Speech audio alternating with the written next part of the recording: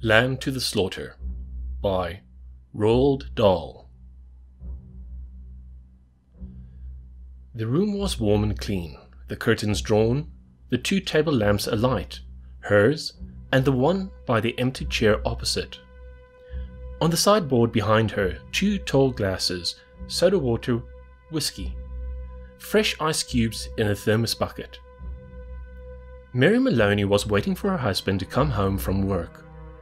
Now and again she would glance up at the clock, but without anxiety, merely to please herself with the thought that each minute gone by made it nearer the time when he would come.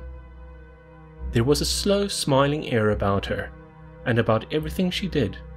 The drop of her head as she bent over her sewing was curiously tranquil. Her skin, for this was her 6th month with child, had acquired a wonderful translucent quality. The mouth was soft, and the eyes, with their new placid look, seemed larger, darker than before. When the clock said 10 minutes to 5, she began to listen, and a few moments later, punctually as always, she heard the tires on the gravel outside, and the car door slamming, the footsteps passing the window, the key turning in the lock. She laid aside her sewing, stood up, and went forward to kiss him as he came in. "Hello, darling," she said. "Hello, darling," he answered. She took his coat and hung it in the closet. Then she walked over and made the drinks, a strongish one for him, a weak one for herself, and soon she was back again in her chair with the sewing, and he in the other, opposite, holding the tall glass with both hands, rocking it so the ice cubes tinkled against the side. For her, this was always a blissful time of day. She knew he didn't want to speak much until the first drink was finished, and she, on her side, was content to sit quietly, enjoying his company after the long hours alone in the house. She loved to luxuriate in the presence of this man, and to feel, almost as a sunbather feels the sun, that warm male glow that came out of him to her when they were alone together. She loved him for the way he sat loosely in a chair, for the way he came in a door, or moved slowly across the room with long strides. She loved the intent, far look in his eyes when they rested in her, the funny shape of the mouth, and especially the way he remained silent about his tiredness, sitting still with himself until the whiskey had taken some of it away. "Tired, darling?" "Yes," he said. "I'm tired." And as he spoke, he did an unusual thing. He lifted his glass and drained it in one swallow, although there was still half of it, at least half of it left. She wasn't really watching him, but she knew what he had done because she heard the ice cubes falling back against the bottom of the empty glass when he lowered his arm. He paused a moment, leaning forward in the chair. Then he got up and went slowly over to fetch himself another. "I'll get it," she cried, jumping up. "Sit down," he said. When he came back, she noticed that the new drink was dark amber with a quantity of whiskey in it. "Darling, shall I get your slippers?" "No." She watched him as he began to sip the dark yellow drink, and she could see little oily swirls in the liquid because it was so strong. "I think it's a shame," she said, "that when a policeman gets to be as senior as you, they keep him walking about on his feet all day long." He didn't answer, so she bent her head again and went on with her sewing. But each time he lifted the drink to his lips, she heard the ice cubes clinking against the side of the glass. "Darling," she said, "would you like me to get you some cheese? I haven't made any supper because it's Thursday." "No," he said. "If you're too tired to eat out," she went on, "it's still not too late. There's plenty of meat and stuff in the freezer, and you can have it right here and not even move out of the chair." Her eyes waited on him for an answer, a smile, a little nod, but he made no sign. "Anyway," she went on, "I'll get you some cheese and crackers first." "I don't want it," he said. She moved uneasily in her chair, the large eyes still watching his face. "But you must eat. I'll fix it anyway, and then you can have it or not, as you like." She stood up and placed her sewing on the table by the lamp. "Sit down," he said. "Just for a minute, sit down." It wasn't till then that she began to get frightened. "Go on," he said. "Sit down." She lowered herself back slowly into the chair, watching him all the time with those large, bewildered eyes. He had finished the second drink and was staring down into the glass, frowning. "Listen," he said. "I've got something to tell you." "What is it, darling? What's the matter?" He had now become absolutely motionless, so that the light from the lamp beside him fell across the upper part of his face, leaving the chin and mouth in shadow. She noticed there was a little muscle moving near the corner of his left eye. "This is going to be a bit of a shock to you, I'm afraid," he said. "But I've thought about it a good deal, and I've decided the only thing to do is to tell you right away. I hope you won't blame me too much." And he told her. It didn't take long, 4 or 5 minutes at most, and she stayed very still through it all, watching him with a kind of dazed horror as he went further and further away from her with each word. "So there it is," he added, "and I know it's kind of a bad time to be telling you, but there simply wasn't any other way. Of course, I'll give you money and see you're looked after, but there needn't really be any fuss. I hope not anyway. It wouldn't be very good for my job." Her first instinct was not to believe any of it, to reject it all. It occurred to her that perhaps he hadn't even spoken, that she herself had imagined the whole thing. Maybe, if she went about her business and acted as though she hadn't been listening, then later, when she sort of woke up again, she might find none of it had ever happened. "I'll get supper," she managed to whisper, and this time he didn't stop her. When she walked across the room, she couldn't feel her feet touching the floor. She couldn't feel anything at all, except a slight nausea and a desire to vomit. Everything was automatic now. Down the steps to the cellar, the light switch, the deep freeze, the hand inside the cabinet, taking hold of the first object it met. She lifted it out and looked at it. It was wrapped in paper, so she took off the paper and looked at it again. A leg of lamb. All right then, they would have lamb for supper. She carried it upstairs, holding the thin bone end of it with both her hands. And as she went through the living room, she saw him standing over by the window with his back to her, and she stopped. "For God's sake," he said, hearing her but not turning around. "Don't make supper for me, I'm going out." At that point, Mary Maloney simply walked up behind him, and without any pause, she swung the big frozen leg of lamb high in the air and brought it down as hard as she could on the back of his head. She might as well have hit him with a steel club. She stepped back a pace, waiting, and the funny thing was that he remained standing there for at least 4 or 5 seconds, gently swaying. Then he crashed to the carpet. The violence of the crash, the noise, the small table overturning, helped bring her out of her shock. She came out slowly, feeling cold and surprised, and she stood for a while blinking at the body, still holding the ridiculous piece of meat tight with both hands. "All right," she told herself, "so I've killed him." It was extraordinary now, how clear her mind became all of a sudden. She began thinking very fast. As the wife of a detective, she knew quite well what the penalty would be. That was fine, it made no difference to her. In fact, it would be a relief. On the other hand, what about the child? What were the laws about murders with unborn children? Did they kill them both, mother and child? Or did they wait until the 10th month? What did they do? Mary Maloney didn't know, and she certainly wasn't prepared to take a chance. She carried the meat into the kitchen, placed it in a pan, turned the oven on high, and shoved it inside. Then she washed her hands and ran upstairs to the bedroom. She sat down before the mirror, tidied her hair, touched up her lips and face. She tried a smile. It came out rather peculiar. She tried again. "Hello, Sam," she said brightly aloud. The voice sounded peculiar too.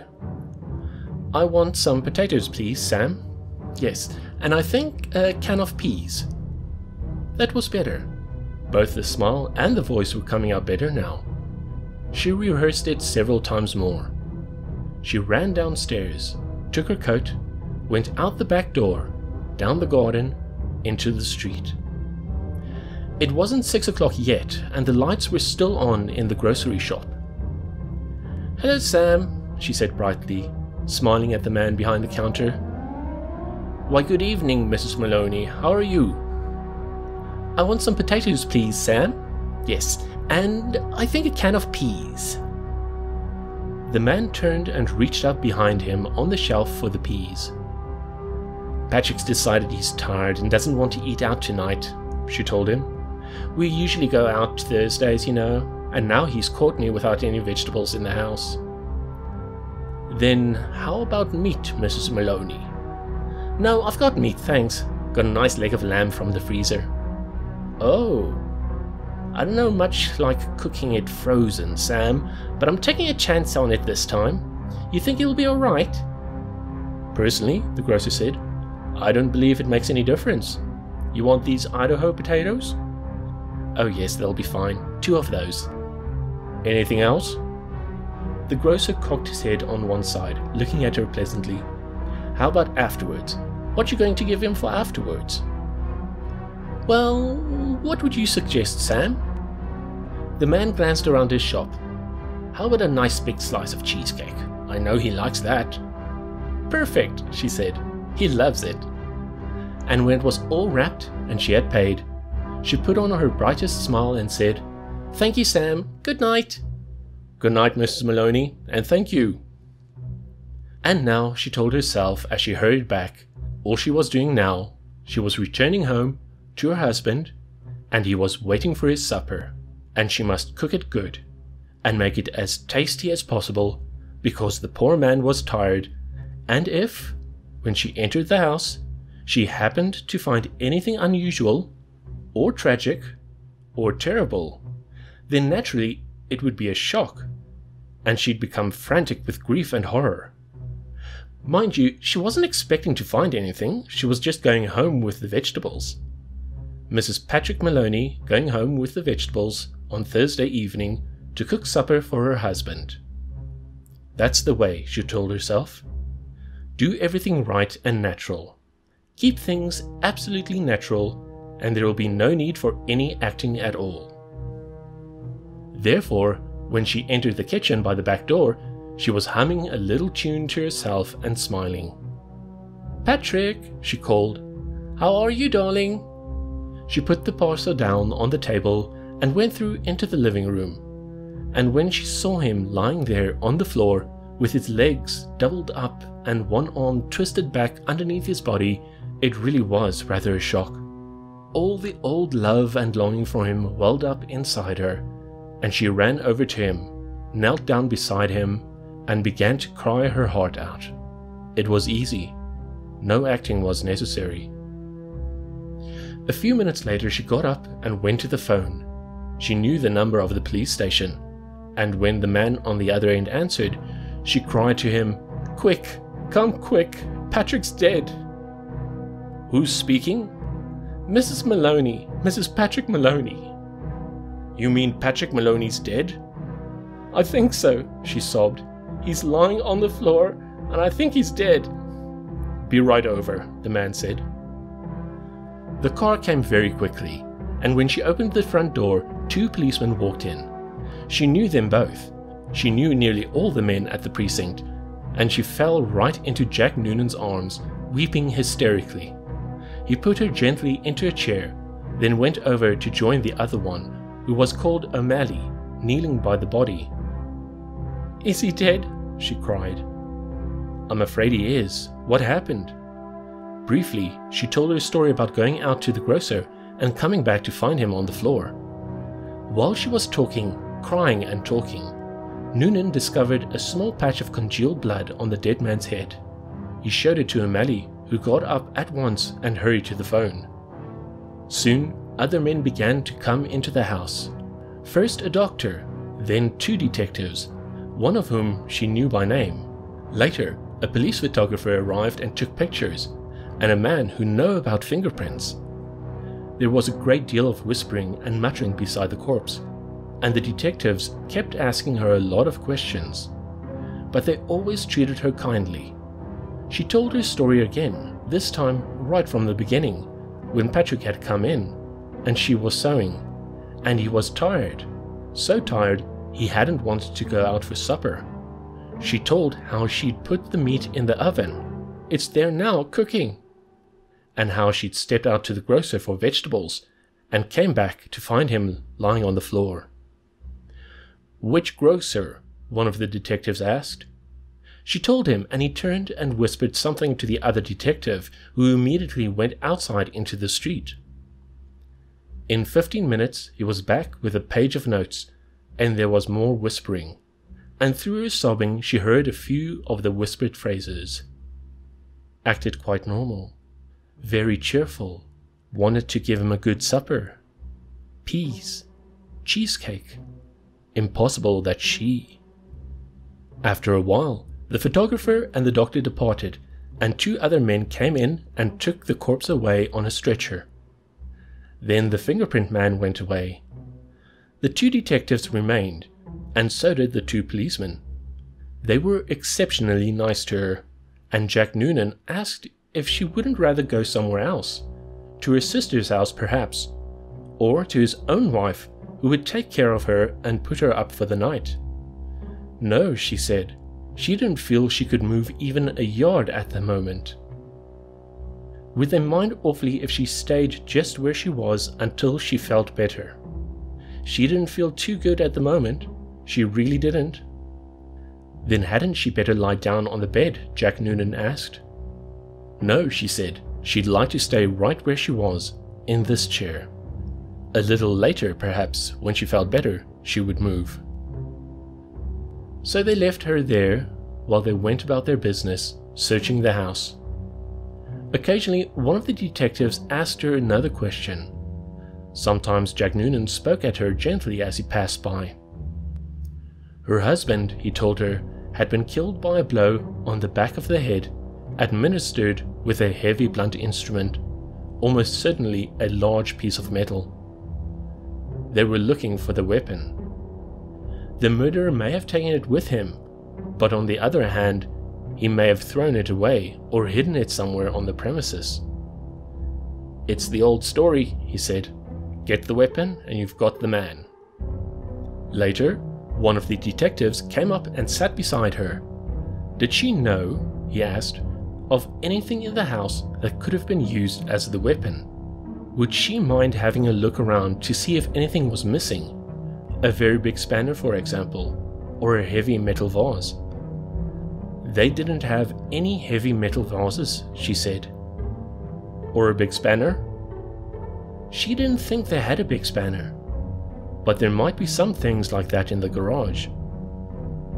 The search went on. She knew that there were other policemen in the garden, all around the house. She could hear their footsteps on the gravel outside, and sometimes she saw a flash of a torch through a chink in the curtains. It began to get late, nearly 9, she noticed by the clock on the mantel. The 4 men searching the rooms seemed to be growing weary, a trifle exasperated. "Jack," she said, the next time Sergeant Noonan went by, "would you mind giving me a drink?" "Sure, I'll give you a drink. You mean this whiskey?" "Yes, please, but just a small one. It might make me feel better." He handed her the glass. "Why don't you have one yourself?" she said. "You must be awfully tired. Please do, you've been very good to me." "Well," he answered, "it's not strictly allowed, but I might take just a drop to keep me going. One by one the others came in and were persuaded to take a little nip of whiskey. They stood around rather awkwardly with their drinks in their hands, uncomfortable in her presence, trying to say consoling things to her. Sergeant Noonan wandered into the kitchen, came out quickly and said, "Look, Miss Maloney, you know that oven of yours is still on, and the meat's still inside." "Oh dear me," she cried, "so it is." "I'd better turn it off for you, hadn't I?" "Will you do that, Jack? Thank you so much." When the sergeant returned the second time, she looked at him with large, dark, tearful eyes. "Jack Noonan," she said. "Yes?" "Would you do me a small favor, you and these others?" "We can try, Miss Maloney." "Well," she said, "here you all are, and good friends of dear Patrick's too, and helping to catch the man who killed him. You must be terribly hungry by now, because it's long past your supper time, and I know Patrick would never forgive me, God bless his soul, if I allowed you to remain in his house without offering you decent hospitality. Why don't you eat up that lamb that's in the oven?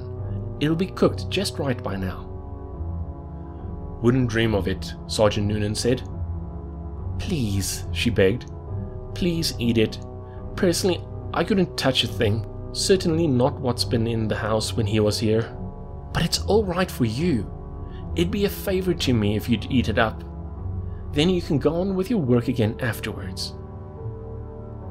There was a good deal of hesitating among the 4 policemen, but they were clearly hungry, and, in the end, they were persuaded to go into the kitchen and help themselves. The woman stayed where she was, listening to them speak among themselves, their voices thick and sloppy because their mouths were full of meat. "Have some more, Charlie?" "No, better not finish it."